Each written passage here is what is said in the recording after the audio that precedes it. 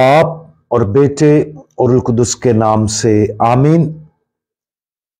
आज हम मुकद्दस लूका की अंजील उसका पहला बाब और उसकी आयत 64 पर ध्यान ज्ञान करेंगे और आज हम जिक्रिया की फतह इसके बारे में सुनेंगे।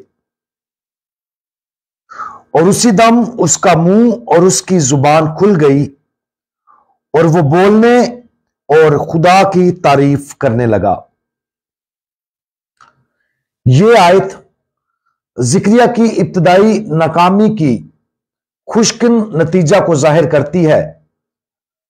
जब जिक्रिया ने उस पर यकीन न किया जो खुदा ने उस पर नाजिल किया था।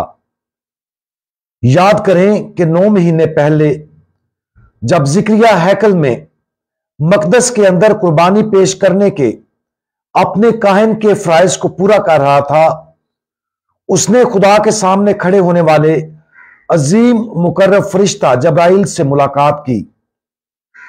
जब्राइल ने जिक्रिया को यह खुशखबरी सुनाई कि उसकी बीवी बुढ़ापे में हामला होगी और यह बच्चा बनी इस्राइल को आने वाले मसीहा के लिए तैयार करेगा। यह कैसा नाकाबिले यकीन अजाज होता, लेकिन जिक्रिया ने यकीन ना किया और नतीजे के तौर पर फरिश्ते ने उसे उसकी बीवी के हमल के 9 महीने तक गूंगा रखा। खुदा की सजाएं हमेशा उसके फजल का तोहफा है। जिक्रिया को इसके बावजूद या ताजीरी वजूहात की बिना पर सजा नहीं दी गई। इसके बजाय यह सजा ज्यादा तौबा की सजा की तरह थी। उसे एक माकूल वजह से 9 माह तक बोलने की सलाहियत से महरूम रहने की आजिज़ाना कफारा दिया गया। ऐसे लगता है जैसे खुदा जानता था कि जिक्रिया को 9 महीने की जरूरत थी जो फरिश्ते ने कहा था। उसे अपनी बीवी के मौजज़ाना हमल पर गौर करने के लिए 9 माह दरकार थे और उसे यह सोचने के लिए 9 माह दरकार थे कि यह बच्चा कौन होगा। और उन 9 महीनों ने दिल की मुकम्मल तब्दीली का मतलूबा असर पैदा किया। बच्चे की पैदाइश के बाद यह तवक्को की जा रही थी कि उस पहलोटे बेटे का नाम उसके बाप जिक्रिया के नाम पर रखा जाए, लेकिन फरिश्ता ने जिक्रिया को बताया था कि बच्चे का नाम यूहन्ना रखा जाएगा। इसलिए 8वें दिन अपने बेटे के खतने के दिन जब यूहन्ना खुदावंद के हजूर पेश किया गया, जिक्रिया ने एक तख्ती पर बच्चे का नाम यूहन्ना लिखा। यह ईमान का एक अमल था और इस बात की इलामत थी कि वो बेयकीनी से मुकम्मल तौर पर ईमान की तरफ पलट गया था।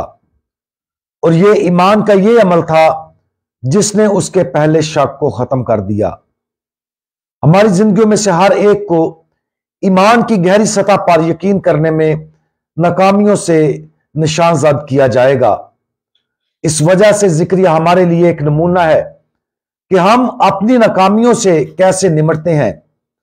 हम माजी की नाकामियों के नताइज को अच्छाई के लिए बदलने की इजाजत देकर उनसे निमटते हैं। हम अपनी गलतियों से सीखते हैं और नई करारदादों के साथ आगे बढ़ते हैं। यह वही है जो जिक्रिया ने किया और अगर हम उसकी अच्छी मिसाल से सीखना चाहते हैं तो हमें यही करना चाहिए। आज सोचें कि हमने किसी ऐसे गुनाह का इर्तिकाब किया जिसकी हमारी जिंदगी में तकलीफ दे नताइज बरामद हुए हैं। जैसा कि हम इस गुनाह पर गौर करते हैं, असल सवाल यह है कि हम यहां से कहां जाते हैं। क्या हम उस माजी के गुनाह या ईमान की कमी को अपनी जिंदगी पर गलबा और कंट्रोल करने देते हैं, या क्या हम अपनी माजी की नाकामियों को मुस्तकबिल के लिए नई करारदादें और फैसले करने के लिए इस्तेमाल करते हैं ताकि अपनी गलतियों से सीख सकें। जिक्रिया की मिसाल की तकलीद करने के लिए हिम्मत फरोतनी और ताकत की जरूरत होती है। आज के दिन उन खूबियों को अपनी जिंदगी में लाने की कोशिश करें। खुदावंद, हम जानते हैं कि हमारी अपनी जिंदगी में यकीन की कमी है। हम उन सब बातों पर यकीन करने में नाकाम हैं जो आप हमसे कहते हैं। नतीजे के तौर पर हम अक्सर आपके अल्फाज को अमली जामा पहनाने में नाकाम रहते हैं। हमारे खुदावंद, जब हम अपनी कमजोरी के नतीजे में तकलीफ उठाते हैं तो हमें यह जानने में मदद करें कि अगर हम अपने ईमान की तजदीद करें तो ये और तमाम मसाइब आपको जलाल देने का बायस बन सकते हैं। जिक्रिया